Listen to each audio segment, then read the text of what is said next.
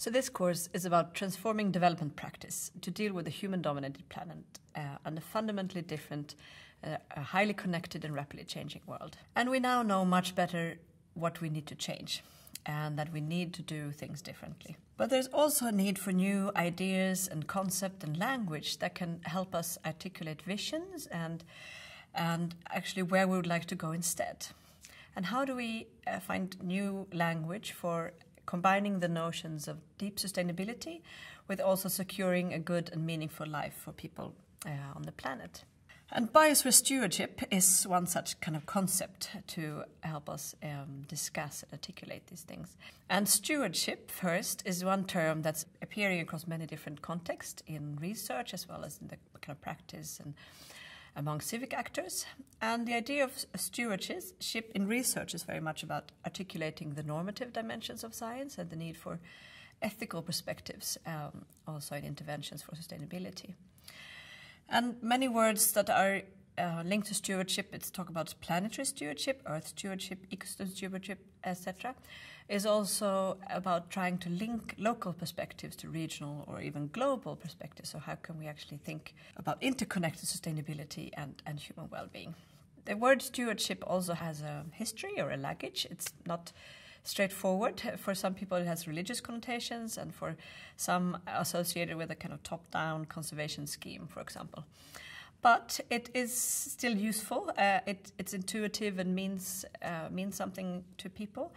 And I think it's a good platform to start discussing. So where can we meet, and what are these? What can be a good platform for discussing these things? So biosphere stewardship is one attractor for thinking about the future, and it's about engaging with ideas of responsibility and care, and that means going beyond getting the rules or regulations right. But also about enabling actions that are founded in people's values about sustainability and about their own sense of responsibility. And there are actually numerous examples across the world and in different kinds of contexts where people are actively come together to protect the environment, to create a better landscape or a better place to live for themselves, and also protect certain species or crop diversity, etc. And some of these initiatives are founded in cultural values, in indigenous worldviews, etc. Others emerge out of more personal interactions with nature or deeply held personal values. And those values may come out of interactions with nature that are accidentally or actually planned or designed. In urban context, one may actually try to find ways for people to access nature and interact with parks and nature also in urbanized context. Acting out your care responsibility can also be part of your own identity to be a steward and lead to kind of dignity and a meaningful life. So what does biosphere stewardship mean? So it's explicitly acknowledging and builds on that we are part of and dependent on our living systems, our ecosystems that are covering our whole planet. So that's captured in the idea of the biosphere.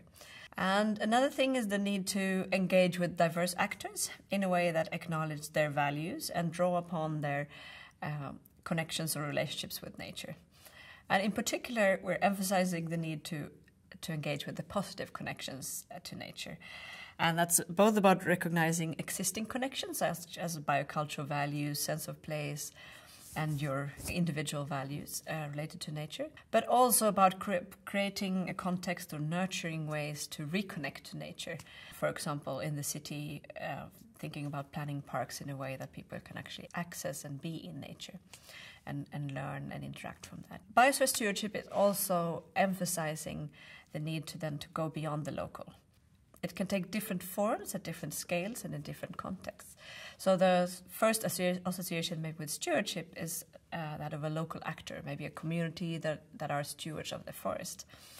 But it can be different kinds of actors at different scales. For example, a government actor that's pushing for a new form of legislation. It can be a network of for example, conservationists that are thinking both about biodiversity, but also about people's well-being and connecting that across the globe. And it can even be commercial actors or companies who voluntarily agree to find ways to improve and monitor their environmental impact. And it's not just about actors. It's important to also think about the institutional context. How can stewardship activities and behaviors be enabled? So what are schemes that allow for stewardship to happen, for example, through securing property rights or providing seed funding for stewardship activities or supporting certain farming practices that are more sustainable, etc. And also ways for people to network. And in summary, it's useful to think of biosphere stewardship as emerging out of care, knowledge, and agency. So knowledge is really critical to understand and monitor the impact of our different actions. But the idea of stewardship is then emphasizing the need for that knowledge and learning to be embedded in care and responsibility to guide our actions. And it's also about then recognizing people's willingness to care and creating opportunities for people to come together, self-organize and mobilize themselves and other people and resources for action. So the take-home messages here is that we need to articulate a new vision for where we want to go. We need a narrative that people can be part of and that it's also has a normative dimension. And we need words and language for that. And biosphere stewardship is one such concept that can be used to articulate and discuss such a vision and to kind of populate such a vision. And it's founded in our dependence on the ecosystem and the need for responsibility and care in our relationships to nature. And I'm suggesting here also that care, knowledge, and agency are three dimensions that can help us understand what stewardship is, and that biosphere stewardship emerges out of those three together. As a next step, you will hear an illustration of how biosphere stewardship can emerge and develop in an urban context. Thank you very much for listening. Hi, my name is Johan Pesanja Enquist. I'm a postdoctoral researcher at University of Cape Town in South Africa. So moving from this bigger picture of biosphere stewardship, I want to talk to you about a more concrete example of how stewardship can be used in practice and how understanding it as involving care, knowledge, and agency can help shed light on how people contribute positively to ecosystem management. So I want to talk to you about my research in Bengaluru in India. Bengaluru is a rapidly growing city that used to rely on hundreds of water bodies, lakes and tanks and so on, that provided the city with water, but many of these have been degraded by the urban development and the rapid expansion of infrastructure and residential areas. So the city has started relying more and more on external water supply, but in recent years this has been insufficient to meet the increasing demand of the city. So it's stuck in a dilemma where the urbanization is pushing out the more sustainable options, these local lakes and water bodies. So we have studied possible options for moving away from this pathway to something more sustainable. So more specifically, we have looked at public-civic collaborations. So these are joint efforts by municipality and groups of local residents that together have proven more successful in restoring and protecting lakes compared to the more top-down approaches that were happening previously. So part of this is that empowering local groups makes it easier to monitor and do maintenance. Since local residents are present every day, they can report problems that happen.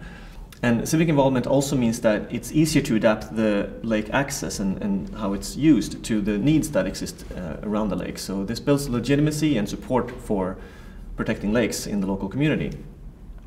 More broadly, these collaborations also promote a sort of an ecosystem understanding of lakes. These groups advocate for protecting lakes as connected, so also protect the water flowing between them, as well as their role in replenishing groundwater that are needed for the local bore wells that many of these residents rely on.